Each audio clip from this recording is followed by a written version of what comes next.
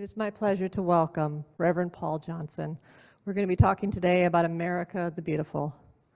Reverend Johnson, thank you. Well, thank you, Beth, and thank you for your kind words earlier. It's been a pleasure for Carol and I to be with you the last 3 years. A pleasure to work with the board, first under the presidency of James and now of Cindy, and we wish you well in your future. In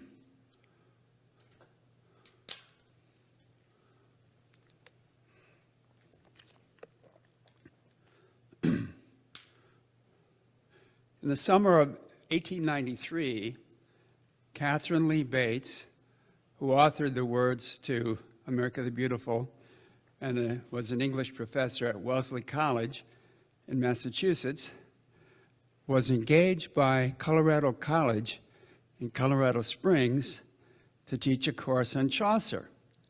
So she and her partner, Catherine Coleman, set out for Colorado by train. They first went to Niagara Falls and then to Chicago, where they visited the World's Fair. And of course, that fair featured 12 magnificent white buildings, a glorification of 19th century industrialism. That's where the alabaster cities come from in her poem. On July 4th, they set off for Colorado again by train through the amber waves of grain of Kansas. And while in Colorado, they spent a day ascending Pikes Peak. The railway was on the fritz, so they had to take an ox cart and then the last part of the trip by mule. But when she got to the top of Pikes Peak, she looked out at the purple mountain majesties and the fruited plain. And after that, she wrote her poem, Pikes Peak, which she published, first of all, in the Congregationalist Church magazine in 1895, and then in 1904 in the Boston Evening Transcript. She modified it a bit over the years. It was often sung to Auld Lang Syne. Can you believe that? But then in 1911, the tune Materna by Samuel Ward caught on, and that has been the one that has been the version that's come down to us today. But it's become a beloved song. Paula mentioned that she watched the Capitol Fourth on PBS. I did as well, and that was included in the repertoire, as it is every year. And of course, I think, to me, the greatest version was Ray Charles at the 2001 Super Bowl, that soulful rendition of America the Beautiful. On the way back from Colorado, they stopped in Chicago and spent 3 more days in Chicago. They visited Jane Addams at Hull House, at her settlement house there for immigrants, and she and her partner were involved in setting up a settlement house in Boston.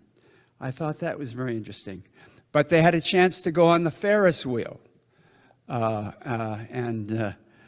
which was the first Ferris wheel set up, near, in South Chicago in Hyde Park, near where I went to graduate school.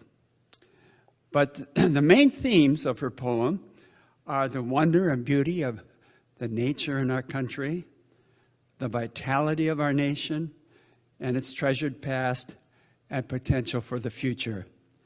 Or put more simply, she starts out with an opening celebration, a prayer, and then a challenge for our country to make things better.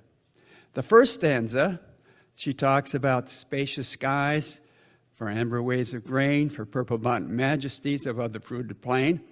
And then her prayer, God shed his grace on thee. And then the affirmation for the future, and crown thy good with brotherhood from sea to shining sea. Now, I have read that when America is sung at Wellesley, sisterhood is mentioned rather than brotherhood. Maybe we should all change it to siblinghood. But all of her biographers that I've consulted have said that her sentiment here harks back to her childhood. Her minister father died when she was less than a month old, leaving her mother with 4 kids to raise with no income. And so she had to barter, she had to share. She sold eggs and vegetables. She took in sewing. The boys did chores around the neighborhood, chopping wood and so forth. And they eked by what Katharine called neighborly socialism. But there was a sense of community where everyone helping each other. And that was her vision of brotherhood and community for our nation. The second stanza says, "Oh, beautiful for pilgrim feet, whose stern impassioned stress a thoroughfare for freedom beat across the wilderness." And of course, that's her affirmation that she starts with. Now, she could have been a critic and said, well, along the way, we completely destroyed Native Americans. She could say all sorts of things, but of course, freedom has spread across the nation in terms of our democratic practices and ideals. And then her prayer, God, mend thine every flaw. And she saw many, many flaws in American society, particularly in the distribution of wealth during the Gilded Age. And then the final wish for the future. Confirm thy soul in self-control, thy liberty and law. In other words, freedom is not license. It comes with the need for self-control and law, that no person is above the law. In the third stanza, she starts out with a celebration of, "Oh, beautiful for heroes proved in liberating strife, who more than life their country loved, and mercy more than life." And she's likely referring here probably to soldiers in the Revolutionary War and, of course, the Civil War.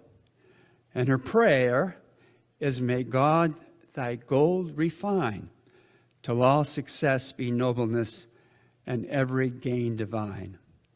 So she wrote in many national publications, like The Atlantic, about the excess of the Gilded Age and its unequal distribution of wealth, calling for a more equal distribution of wealth for all.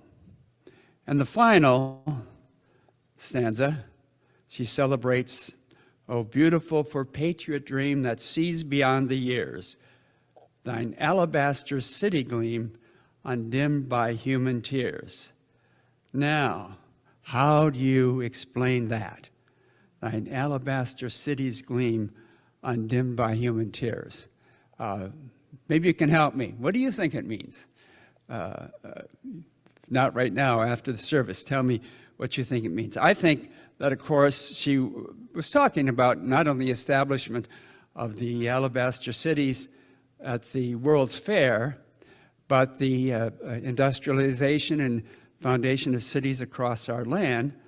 And undimmed by human tears means not that there are no tears, but that the vision of the future is undimmed by those tears. And then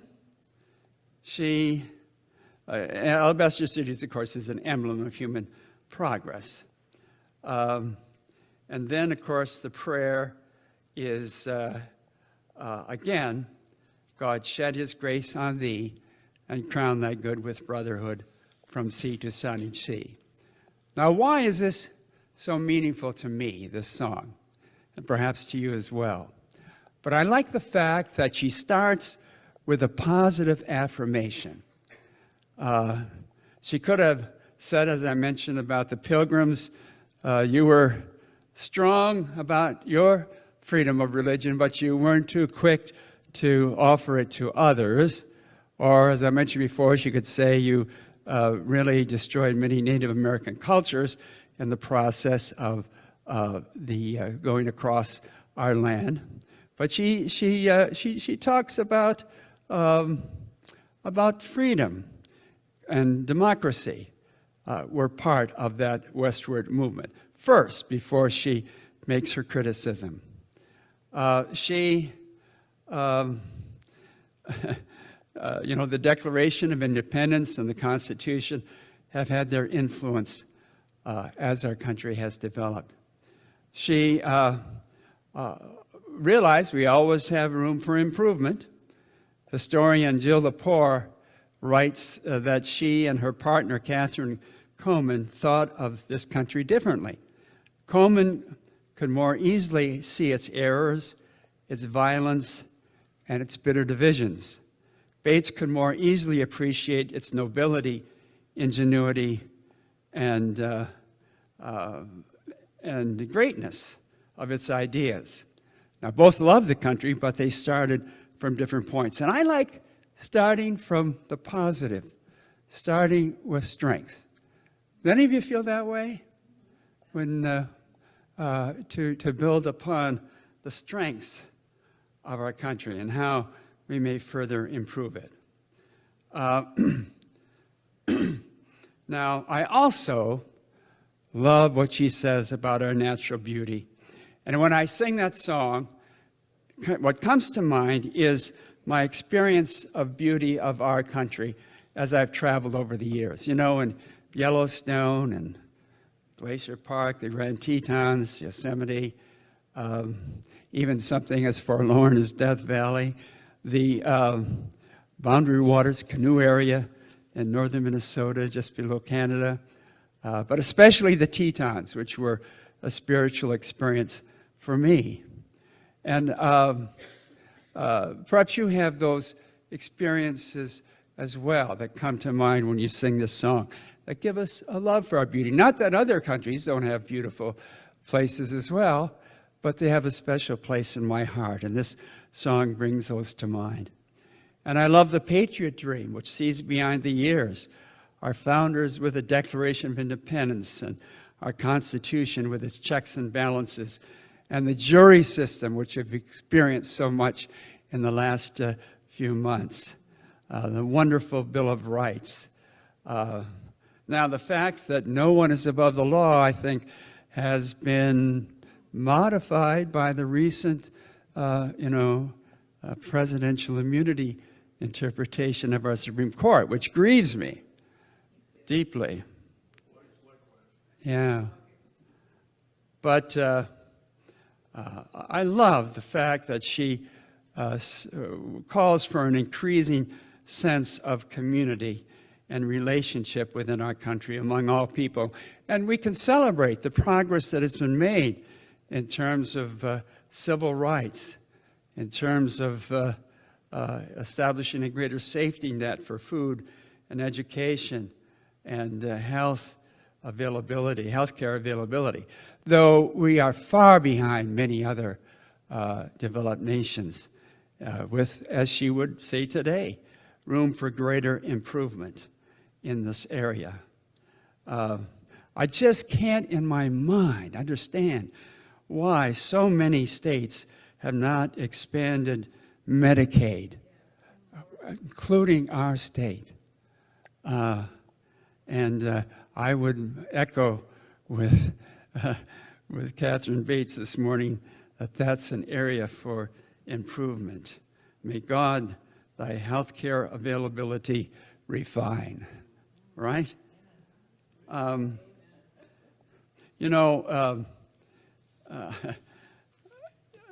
was moved when I read that in 1918, when the amnesty ending World War I took effect on November 11th, soldiers from the New England states, known as the Yankee Division, stood in stunned silence near the French city of Verdun as the artillery ceased at 11 a.m. on 11/11. And soon after those Americans walked out of their trenches, they were in tears, and they began singing, "America the beautiful. Now, Katharine Lee Bates said when she heard this, she cried, realizing that she had written a song that gave voice to the heartfelt patriotism.